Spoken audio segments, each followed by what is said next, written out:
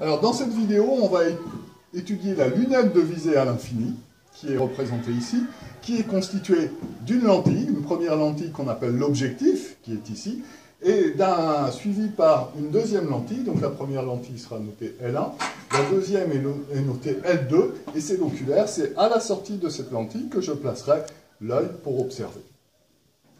À l'intérieur de ce dispositif, donc ici si j'enlève l'oculaire, donc ici l'oculaire est un oculaire épais, alors qu'en théorie on va travailler sur un oculaire mince, mais ça ne change pas fondamentalement au niveau des réglages.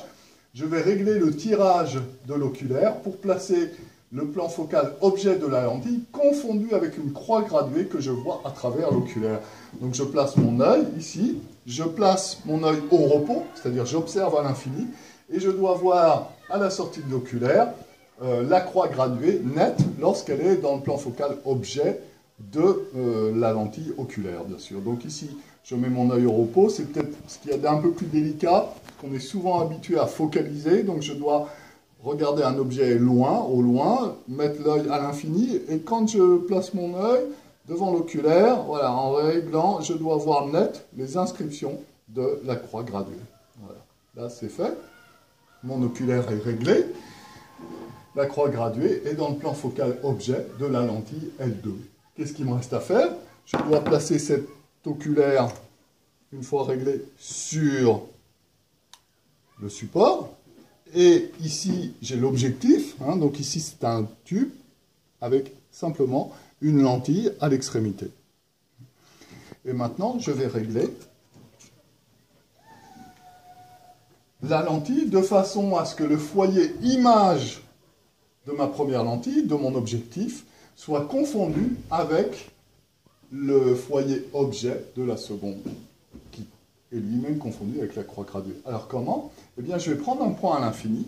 Donc là, on va prendre une branche d'arbre située au loin, et je vais viser cette branche d'arbre de façon à la voir nette à travers l'oculaire. Donc même chose. Hein, donc je regarde en fait, ce que je regarde c'est ma croix graduée, la branche d'arbre, et quand la branche d'arbre est vue nette dans le même plan que la croix graduée, eh bien c'est que mon viseur à l'infini est réglé. Voilà.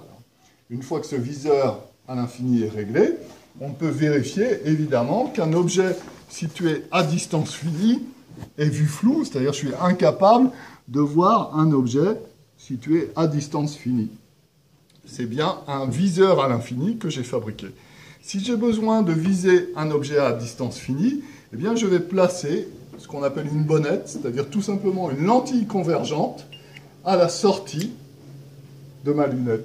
Donc ça revient à placer ici ce que j'appelle une bonnette, c'est-à-dire une lentille convergente, qui va conjuguer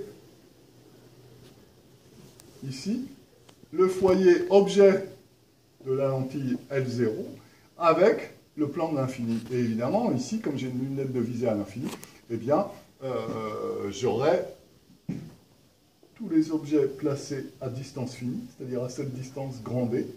Tous les objets placés dans le plan focal objet de la bonnette seront vus nets. Donc là, je vois bien qu'avec un viseur à distance finie d'une focale de 200 mm, hein, si je me place à 200 mm, c'est-à-dire grosso modo à 20 cm de ma feuille de papier, eh bien je vais voir les inscriptions nettes, donc c'est bien le cas ici. Hein, je peux lire ce qui est indiqué sur la feuille. J'ai bien fabriqué ma lunette de visée à l'infini. Hein.